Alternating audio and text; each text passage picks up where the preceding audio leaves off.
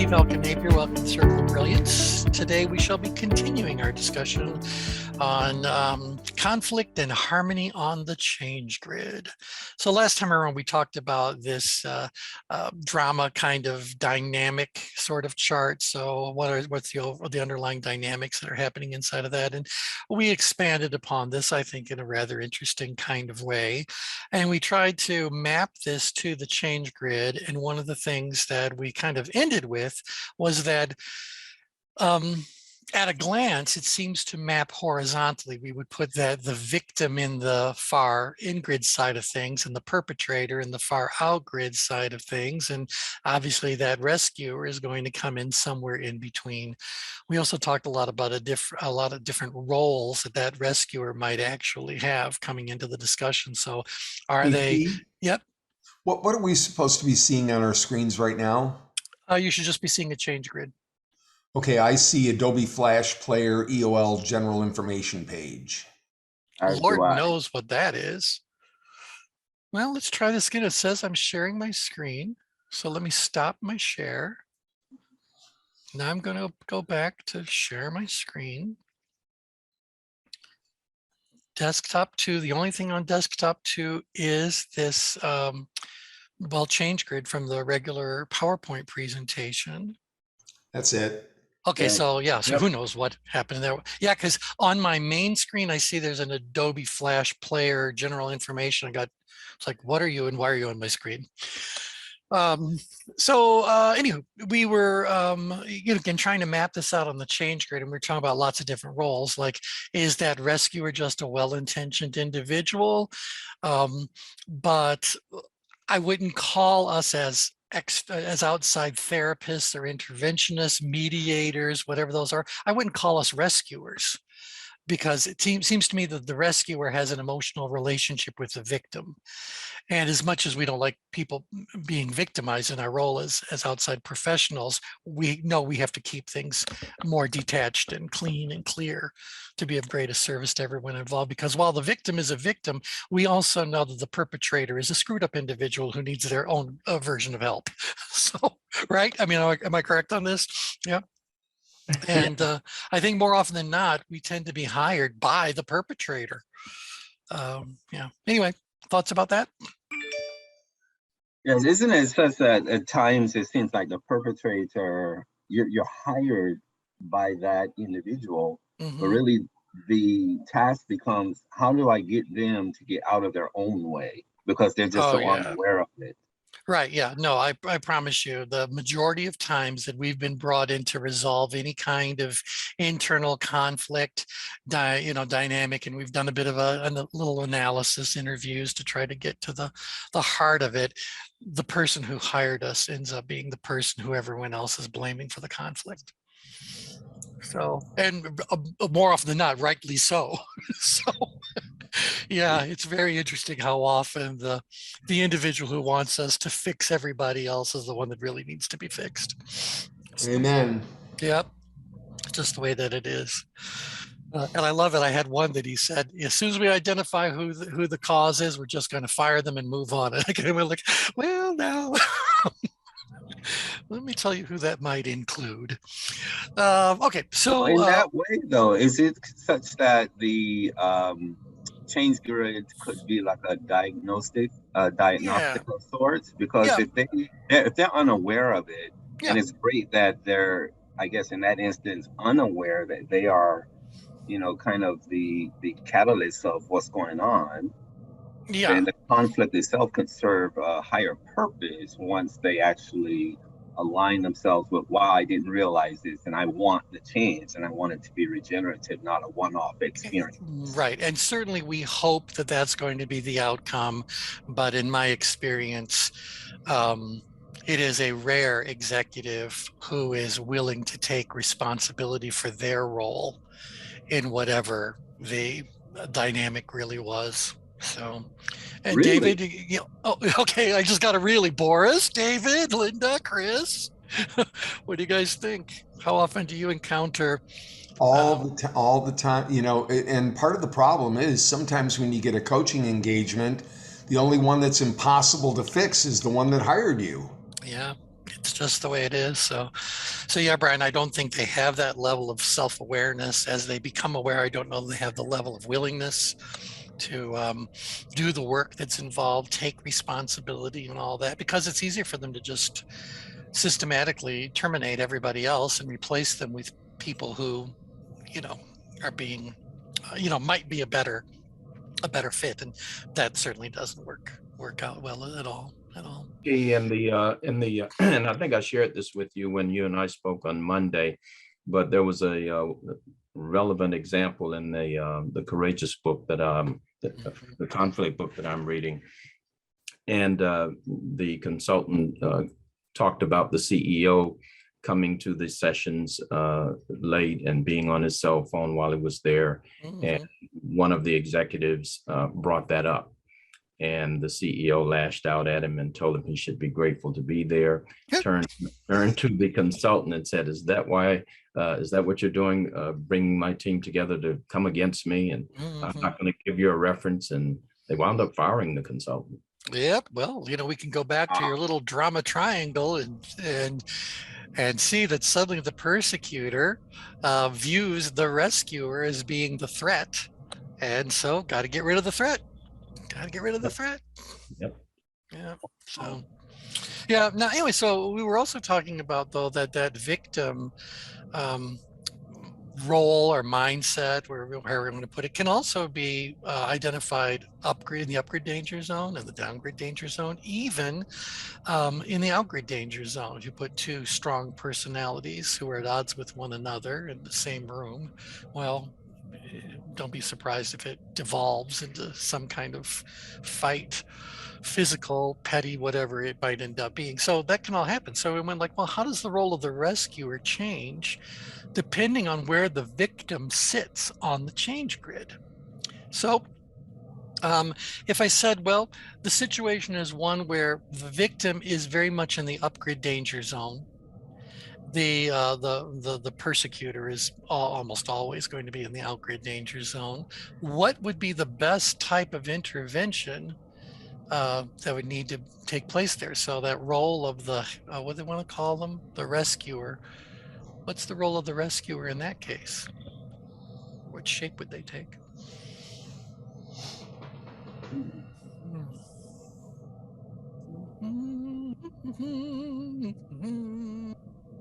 All right, let's give you a scenario around it. Play with that a little bit. The situation would be, as an example, one where the person who's in the upgrade danger zone feels as though they are truly being threatened in the environment that they're in, that the demands are unrealistic, that the way they are spoken to and treated is unacceptable and threatening, and all those kinds of things that come along with that. So they feel very much attacked, and they feel as though the attack is just going to continue, if not get even worse. What they bring up is not an inaccurate representation of what the perpetrator is really doing, the person in the angry danger zone. So they need someone to help them. What role might one of us serve that would be most appropriate in that particular situation? We want to help them realize some kind of safety, number one, so that they can, I don't know how you would normalize the situation, but it seems like safety would be something that would be. Yeah, Brian, we're losing you on your microphone, so we can't hear you. The word mediator comes to mind for me. Mediator. Okay, good. So tell us a little bit more about why you think this particular situation would respond most effectively to mediation. I mean, I'm just getting the sense that, both parties are so polarized, and typically how a mediator works, nobody's happy with the result, but they're both parties are accepting of it because, it's the best situation of all things. And I kind of see that the same way here, is you're trying to bring these two polarizing individuals together. Would you characterize those two polarizing individuals as having similar personalities or different personalities? Oh, quite different. That's probably why they're at Mhm. odds, right? Yeah. Okay. Interesting. Interesting. So, Yeah. so T, one of the things I'm thinking about, and I read the script that Brian dropped in the chat on our last call about Grant's interview. And there was something in there he talked about that I thought was interesting, and I think it's relative to the question you're posing. And he talked about conflict versus relationship conflict.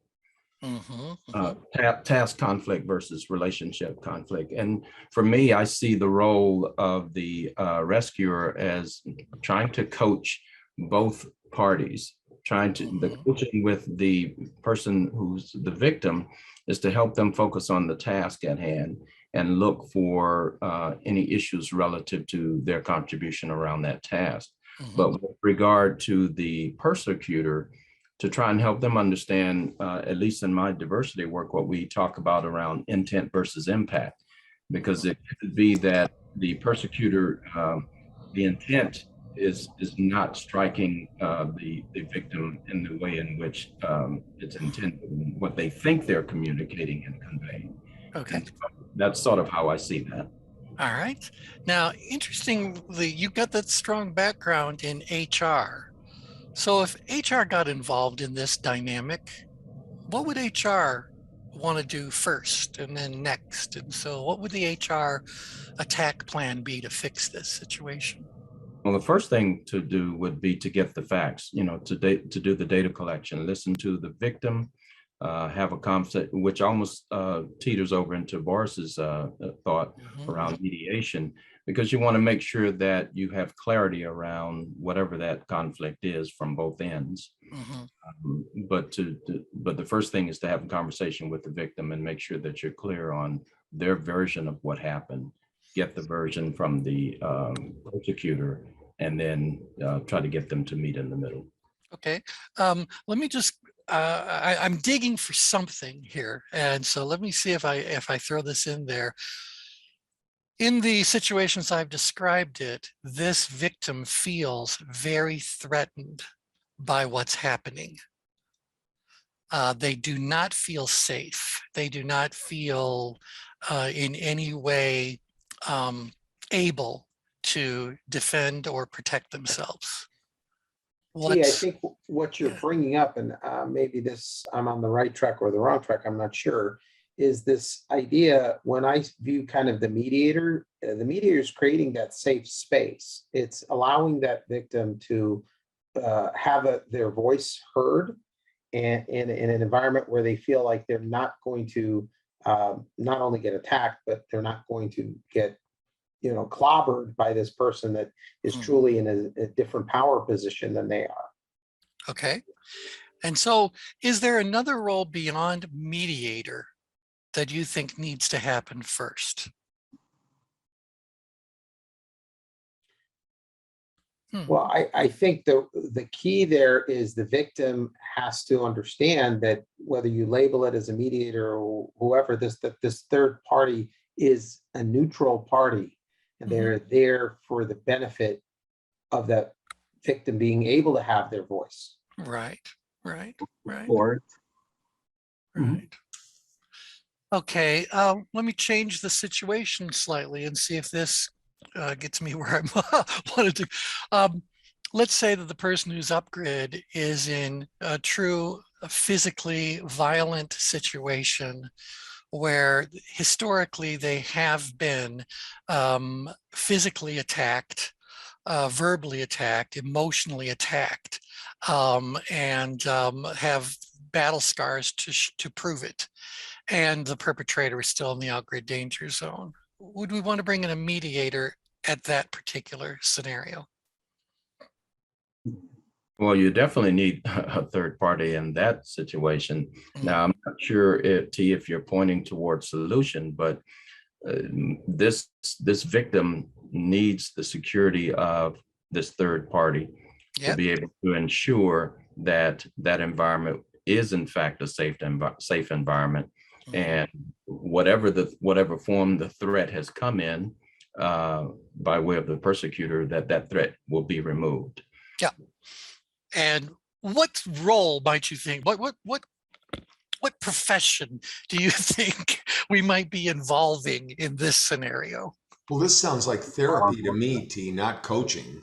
Okay, not coaching, No. therapy. I want it to be even, let me, Law enforcement. law that's what I'm thinking. enforcement. If it's physical threat, most definitely. See, this is just what I want to say. It's like, it's great as we have these discussions where, but that we make sure we talk about the full range of things. So we appreciate the full range of possibilities on the change grid. If the situation, if the conflict is one that we can immediately move into a mediator kind of a role, a facilitator kind of a role, help people better understand their own perspectives, one another's perspectives, etc., then fine, I'm in complete agreement. But the change grid also has space on it for a place where we suddenly need to have some sort of intervention being done.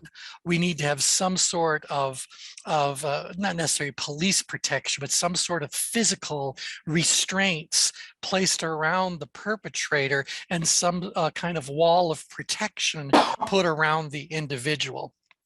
And so there are things that fall in that category when it comes to true physical behavior. I mean, obviously, I could assign a guard to the victim, and I could assign well, maybe just a different version of a guard around the perpetrator. Maybe it's more of a legal thing. This is why people end up going and getting, what are those things called where you can't talk to somebody? Restraining orders. Restraining orders, that's a legal thing.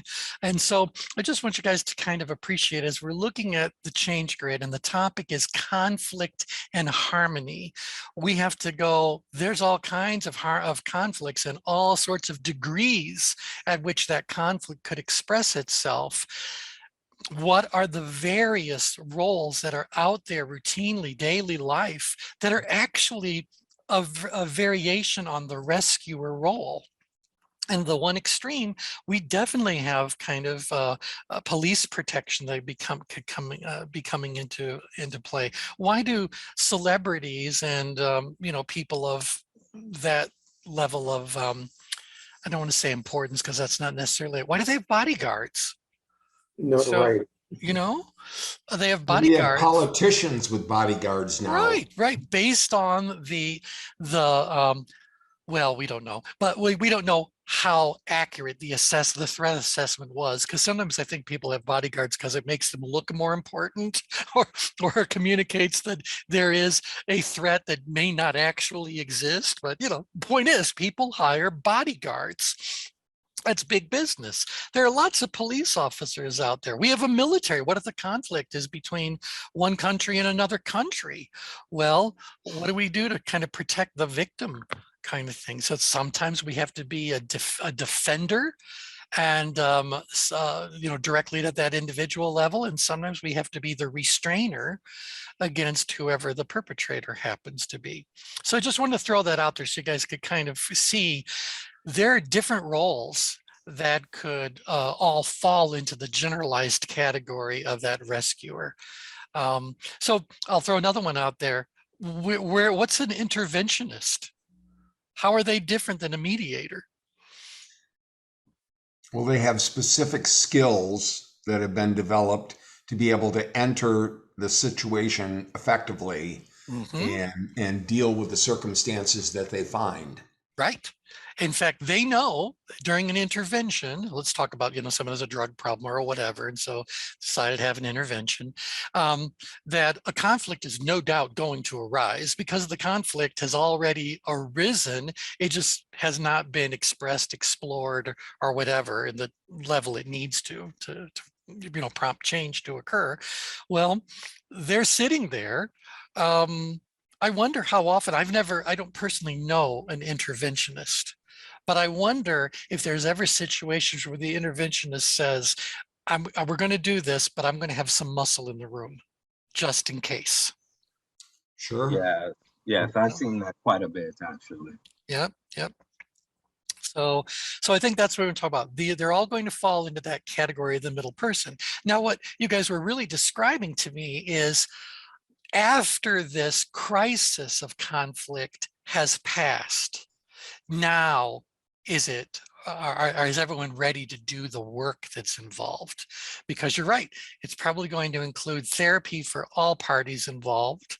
It's going to include, maybe we ought to do something that's common ground if the conflict is more at a group level or a team level or something like that. So do they need these sorts of things? And I'll let you guys talk about that for just a second. So, but the general question is, do you guys see that there is a need for a wide range of rescuers, depending on the situation we happen to find ourselves in? If I could, I just want to express that this is the reason why core values from a cultural standpoint are so important, because you have to be able to hold the perpetrator to a standard, and the standard has to already exist. Yep. And tell us. Imagine that there are, you know, specific or certain industries that those core values are often breached. And to me, conflict just gets to the point where something boils over. Like there's probably signs there, and because so much of human behavior is unconscious, like people just explode. And I see this a lot in different industries where, and by the time they go and do historical analysis, they can see, well, oh, we had conflict here, we had conflict here that was growing. This conflict was unresolved. So the reconciliation now becomes this big thing, and they try to treat it all in one training event. And you know, that kind of a training event might be great for boosting people's level of knowledge. Maybe you can get a little bit of understanding in there, but where does it get applied to the specific conflict and the specific people involved in the conflict? Right. You know, it makes you wonder, are they ready for education? In which case we should send in a trainer. Or we have to go like, no, we got some work that has to be done before they're going to be ready for training to have any real impact.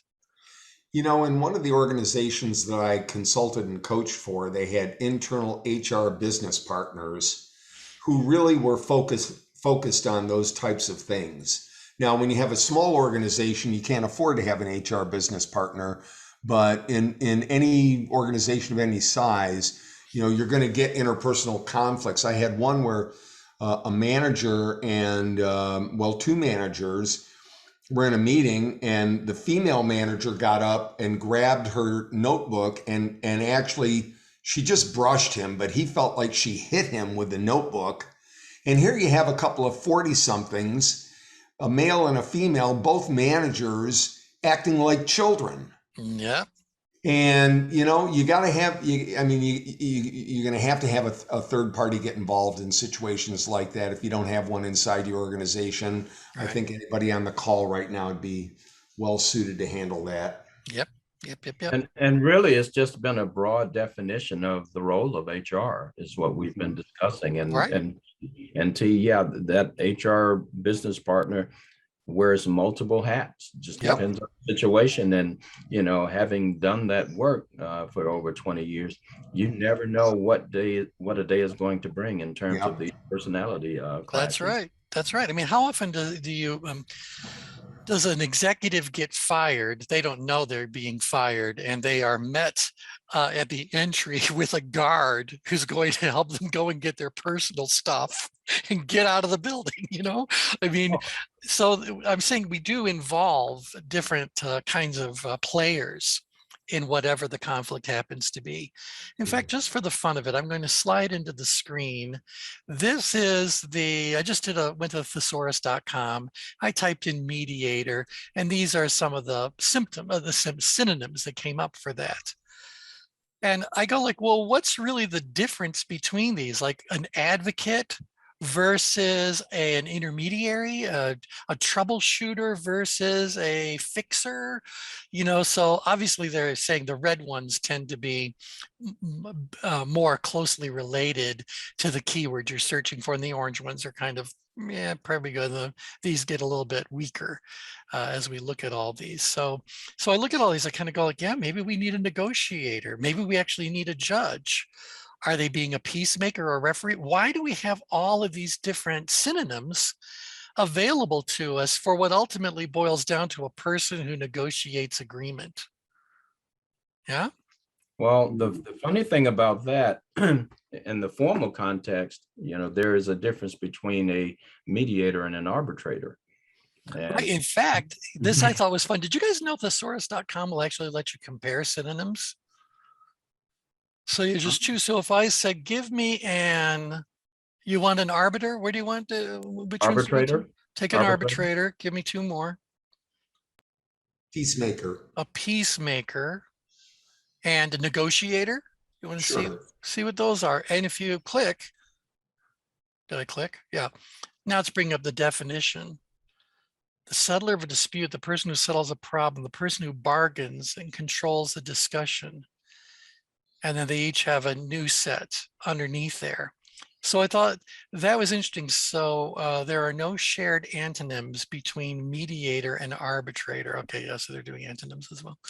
Anywho, I'm just always fascinated by our language and how many different words we end up with to describe what we think on the surface is the exact same thing. It's because these words all have subtle differences between them. And what's the if I may, I Please. have a thought that's coming to mind around a different challenge. And the challenge is that if you've got various types of conflicts, you've got conflicts with people that are on what we'll call the same level, a parallel level positioning within an organization. And then you've got conflict between a subordinate and maybe a much higher up manager or even the owner of a company. Yep. And that's a very different dynamic. Oh, and sure.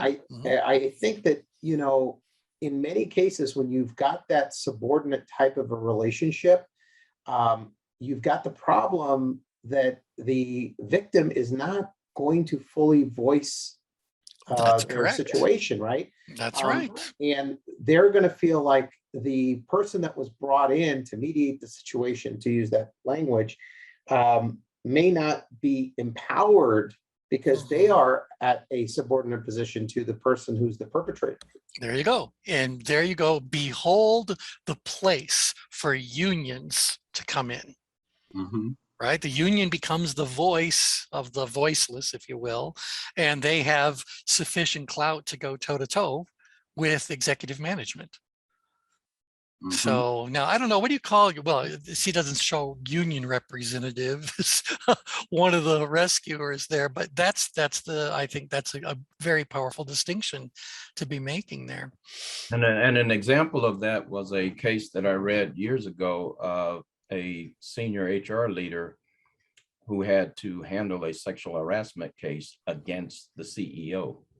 Lovely. And the result was the CEO was let go. Yeah, I'll bet the CEO wanted to get rid of the HR person. Exactly. Exactly. Always kill the rescuer.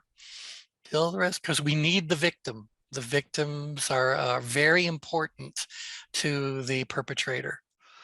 Otherwise, they wouldn't just, punish and demean and all that kind of stuff. They would, do the same thing they want to do the rescuer. They'd end you one way or another. So this aligns with what you were talking about on the last call with how the various roles each have their own drama triangle. Yes. Yeah, oh, absolutely. Absolutely. Okay. Yeah, how do you reconcile that then? That's where you get to the fun part. Yeah, that's the fun part. Because the way we reconcile it from a tension management perspective is by, first of all, diagnosing the unique dynamic that's going on. And what I mean by that is that the dynamic between the upgrid danger zone and the outgrid danger zone is different than the dynamic between the downgrid danger zone and the outgrid danger zone. And if you want to make it more healthy, the dynamic between people that are shifted upgrid and people that are shifted outgrid is a very different dynamic than the one between people that are shifted downgrid versus shifted outgrid.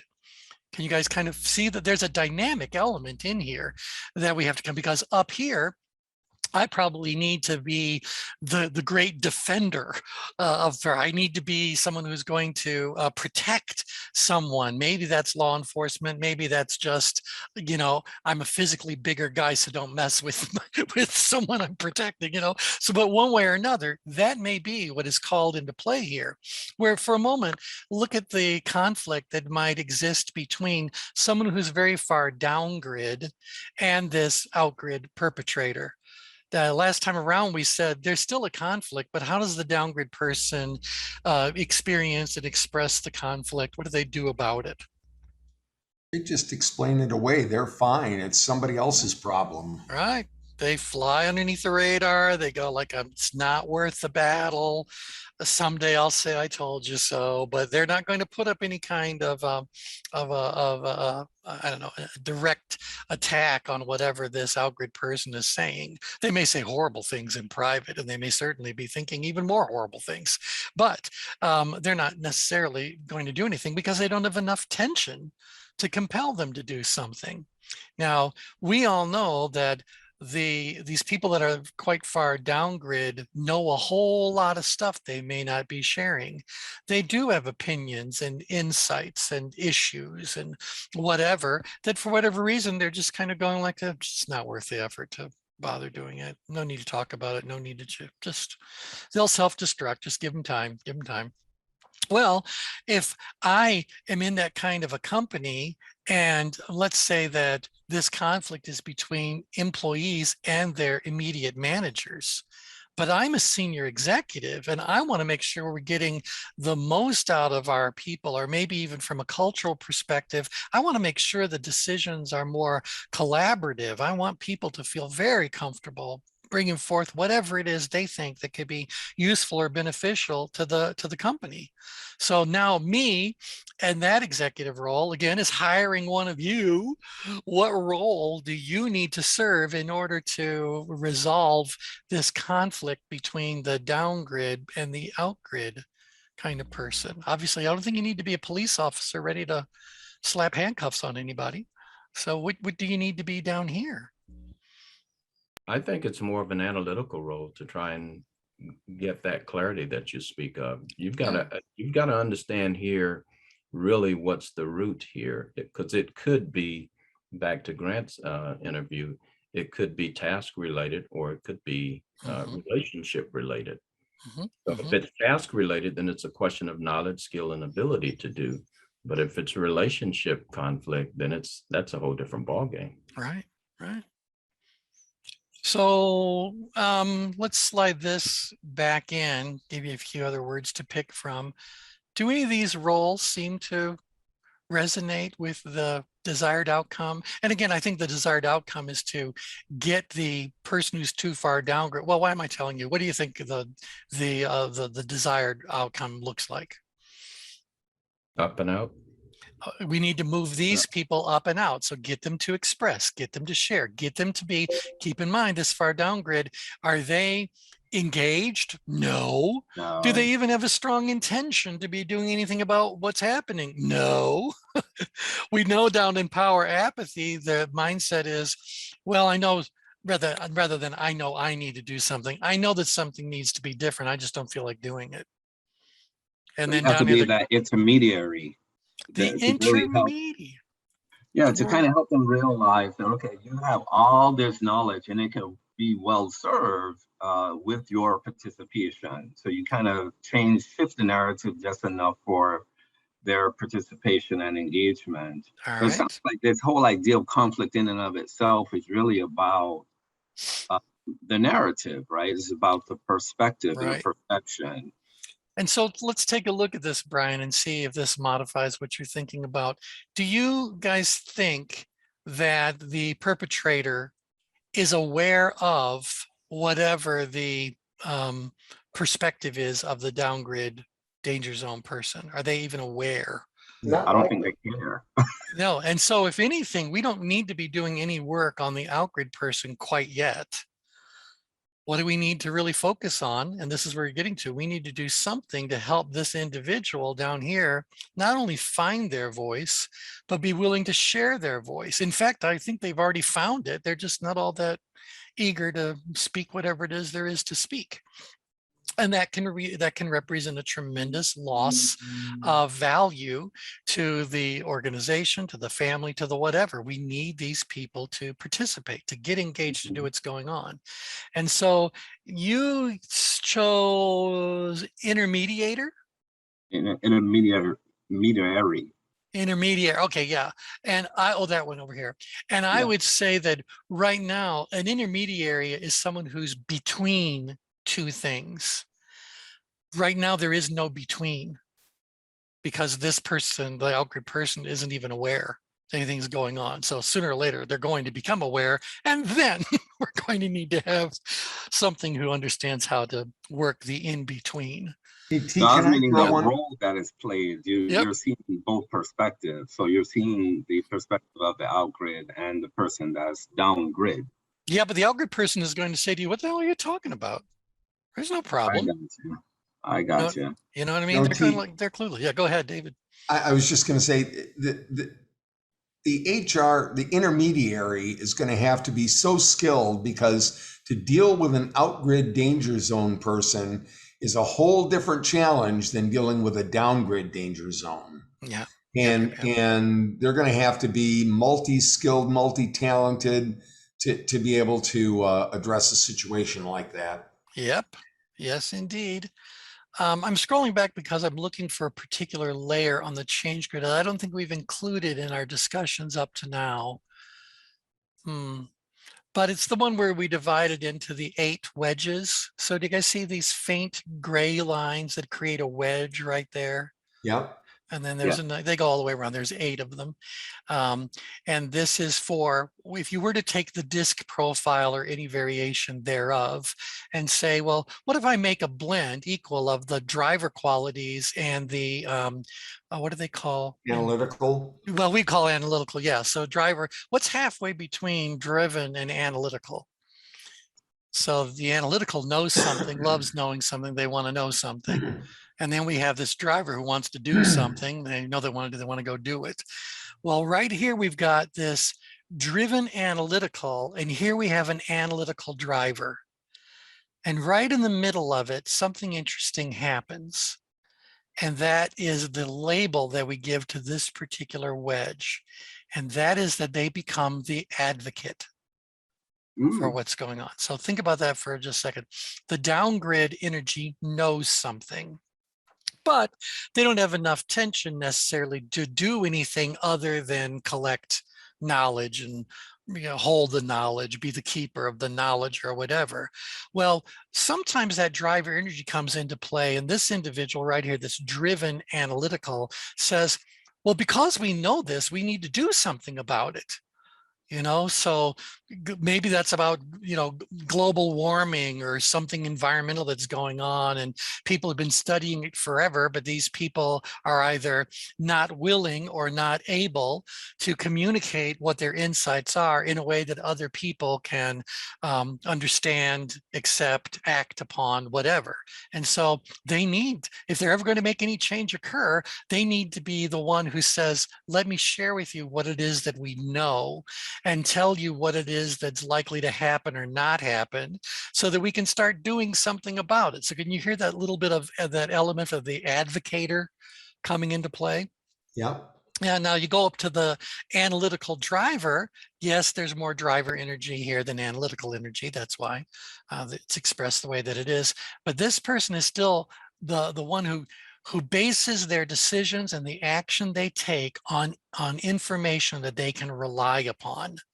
So they're not going to come along and say, we're just going to do this. They're going to say, like, no, based on clear understanding, clear research, all of the metrics and indicators that we've been watching, this is something that we need to do, and we need to do it now. So they're kind of that bridge between purely advocating and advocation moving into doing of something. So I guess I'm saying the difference between the driven analytical and the analytical driver is the intensity with which they feel and deliver their message. Okay, you guys with me on that? Yeah. Yeah. Yeah. because if the an advocator can advocate all they want, but until someone decides to mobilize energy around taking that advice and doing something with it, it's just another random piece of advice waiting for the history books to decide whether they were right or wrong in whatever their belief was here. So that's the whole thing about the advocator says, I cannot be silent about this. There is knowledge, there is understanding that the world, whatever size that world is, would benefit from hearing and understanding. And then sooner or later, it's getting to do something around that. So now, that advocator energy is also a little bit, if we think relatively speaking, there's a little bit of a leadership element that's coming into play there. And so they all will often, as the advocators say, people, I can't just be one voice in the wind. We all need to start sharing that kind of truth. So to me, that role of advocator would be encouraging this person to actually speak up, but would be ready to help the driver energy to see the benefits and listening to what the analyticals have to say. And that, so did I just give a really big explanation to a simple? Anywho. So you're talking about advocating from an objective perspective, not subjective, to where it's like just their own personal agenda. Well, yeah, but I'm also saying that a skilled advocator knows how to translate for the benefit of both parties. So they know how to take this information and make it interesting, if not compelling, to this outgrid person who's now hopefully going to be more receptive to hearing what the downgrid analytical energy has to share. So they can't just go like, oh yeah, that'd be a good thing. I mean, imagine if an advocator said, yeah, someday that would be really good if we did that. I mean, think about this. The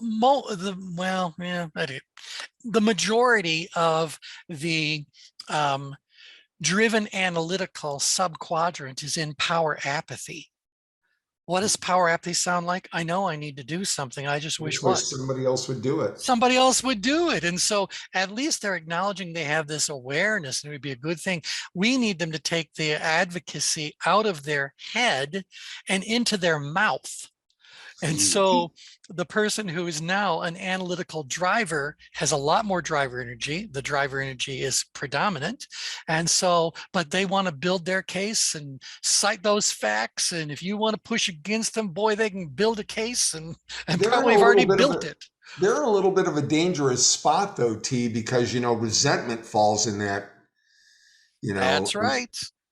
And think about this in a corporate setting, this role is often on the CFO, but what does the CEO think of the CFO? If the CFO says, look, the fact of the matter is that we do not have the resources, or the research is not supporting market share, competitive analysis, on and on. I mean, they're the ones who are ready to go toe to toe with the CEO, or actually that's not fair. The CEO is more upgrade if they're a good CEO. This is more the chairman, but nevertheless, the energy is there. So this is the person who's really, really ready, willing, and probably achieved the role they're in because they were willingness to say, the truth is what the truth is. And while you may not like it, it does not change it. And so that's the energy we're really talking about, that takes advocacy and moves it into action. Unfortunately, the person in the outgrid danger zone may view them as being a barrier, an obstacle that must be overcome. And that could bode very poorly for this individual's future, assuming that this outgrid person has got sufficient power to create that level of disruption or hell in this person's reality. See, this may be a bit of an ignorant question, but does that mean that there are places on the change grid where a professional should be concentrated in their responses? Well, absolutely. Absolutely. If we were to look at all of the things that someone does, we can easily say that task is most naturally, most easily performed in a particular spot on the change grid. So if there is a sufficient collection of those kinds of things that all plot into the same spot on the change grid, I think you're looking at a role that someone could serve. So if I actually did describe the ideal role of the ideal CFO, hopefully what I'm going to end up describing is exactly what happens here on the change grid. Even if I had no knowledge of the change grid at all, that energy they're supposed to have, that level of gravitas, that level of involvement, that whatever, confidence, whatever, hopefully it's going to describe here. And then we would encourage that individual to spend their time as much as possible in that same area on the change grid. Because what happens if a CFO is suddenly moved up into stress? I was going to say, that happens, and you got to get them back to where their comfort zone is. That's right. Because all the negative stuff that happens up in stress is going to happen to anybody else. Doesn't matter where their home base is on the change grid. So that's where we go, like, this is why sometimes I think that when you're doing employment profiling or pre-employment profiling, what are you really trying to do in all that? Well, if you look at the good tests that are out there, they really are trying to figure out from your value system, your personalities, your preferences, whatever it is, what best resonates with you. Does that resonate with the role?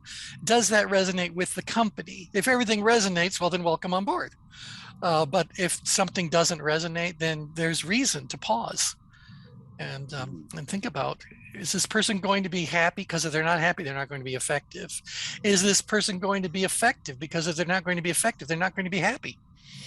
So we have to, I think, very much appreciate that each area on the change grid brings within it a wonderfully valuable set of capabilities, tendencies, whatever.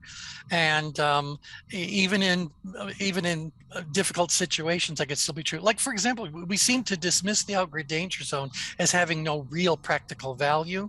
I promise you, if we were in a truly, I know right now what's handy is Afghanistan. If Afghanistan had some people who would step into this leadership role, maybe they could control that crowd better so people could actually have a shot of getting out of there. But as long as there's chaos and pandemonium, there's not going to be very much progress. So maybe in that case, we need someone who's going to be willing to put themselves and carry themselves into the outgrid danger zone and become the boss of the bus and just, take full charge of what's going on. Not because that is a good long-term behavior, but in the short run, maybe, just maybe, that's exactly what's necessary. So T, in cases of crises, are you saying that person could be ideal? Absolutely, because this person will, come hell or high water, take charge. And, again, they believe themselves as having plenty of ability, so they're ready to take on the maximum level of challenge. Never forget that every single location on the change grid is a gift to us as members of humanity. Every single location on that change grid is vitally important to us under a given set of circumstances. So it can be absolutely horrible for all other circumstances, but given a very specific set of circumstances, that outgrid danger zone could be the one thing that could save us all. So, I saw this clip yesterday. This woman, some kind of zoo kind of atmosphere, but there was a crocodile. Oh, yep. Mm-hmm.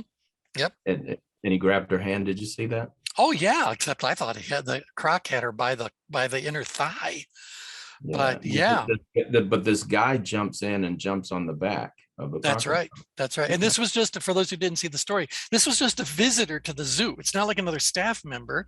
This staff member, while being bitten by this alligator or crocodile or whatever, had to tell this visitor how to get into the enclosure.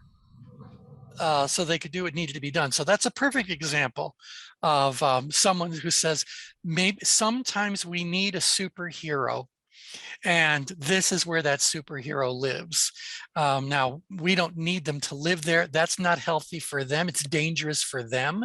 It can also be very dangerous for other people, particularly if we now add into it, what is the underlying motivation of the individual? if that motivation is to do something totally self-serving, we are now all in danger. What about the leader, T, who has the responsibility for turning around a failing company? Well, now we're talking into Boris's domain. So I would suggest to you that we need them to be at 10-10. And being able to flex enough to do these other styles as necessary, but 10-10 is probably where we would need that individual to be, because you got to believe they're going to get a lot of pushback as they try to do what needs to be done. And they're going to have to become a bit of a cheerleader. They're going to have to know what's going on as far as all the metrics go. They're going to have to appreciate that the only way to turn the company around is through the perfect combination of processes and people and passion. And that individual would really do a good job of that. So there's your quick answer to the question. Boris, you agree?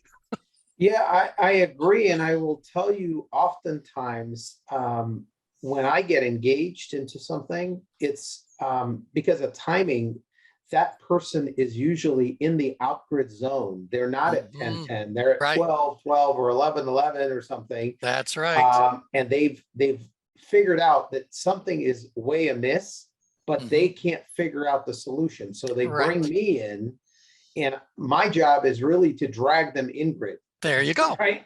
Is to get them back on a solid footing so they can be that, impactful leader that they need to be to turn the situation around. That's right. And so you would need to become an expert at in-grid maneuvers, but just move them in-grid enough that they're not in the outgrid danger zone, because a lot of that outgrid energy is absolutely necessary in the situation just described.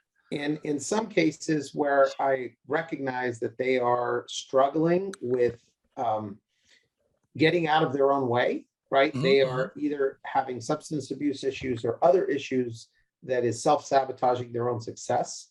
I end up having to go out grid, right? And step into their shoes while they get their situation solved. That's right. So Sometimes I become the co-CEO for, That's right. Or become the boss's equal, if not the boss's boss. But again, it's going to be issue specific, situation specific, because that we're here to help people develop.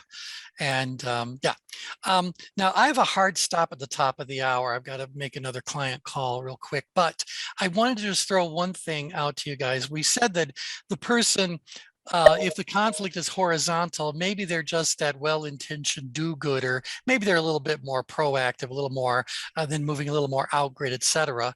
Up-grid, the word I was just kind of use as home base, is some sort of intervention needs to occur up here, whatever form that takes. Intervention is someone must stand between two in order to bring two.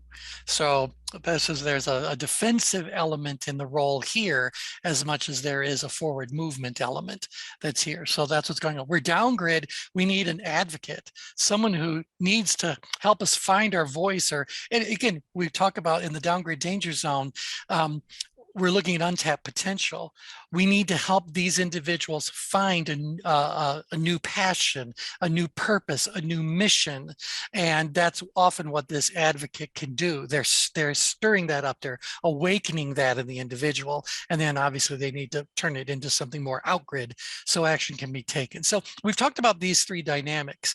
The one I'd like to talk about next, and now this will be on Tuesday, is what role do you need to serve when you've got two very strong outgrid danger zone people, or just put them outgrid in general, but very strong people who happen to be of opposing viewpoints.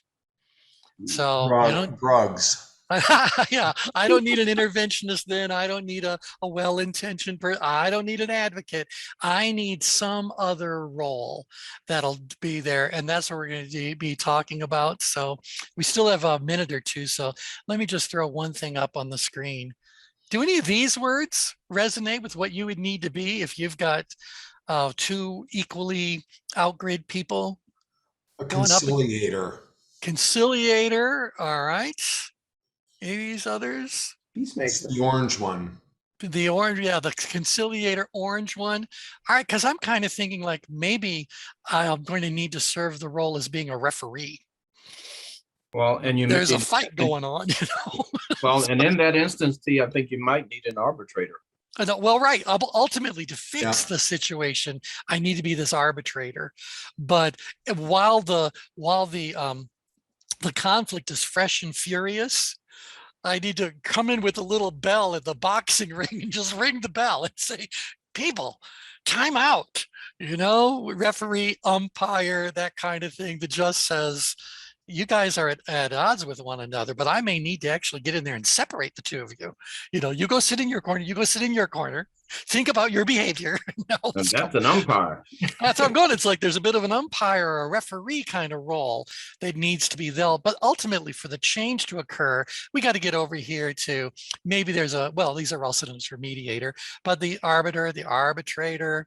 This is all really, really great. To me, a peacemaker isn't going to necessarily fix things right away because what the situation I've just described is being driven by some issue.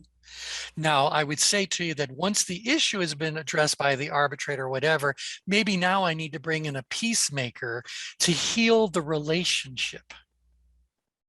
Right? Because was it Brian? Did you say there's conflict that's are between people and issues, or conflicts between issues and conflicts between people?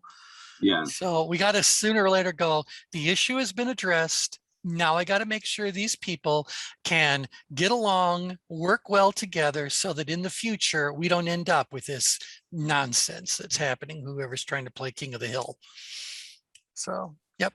All right, so I'd like to talk more about that on Tuesday. If you guys have an example where you've worked with a client that had two strong, empowered people, meaning they have position power in there, like a fight between a chairman and a CEO, those are the ones we really are kind of looking at.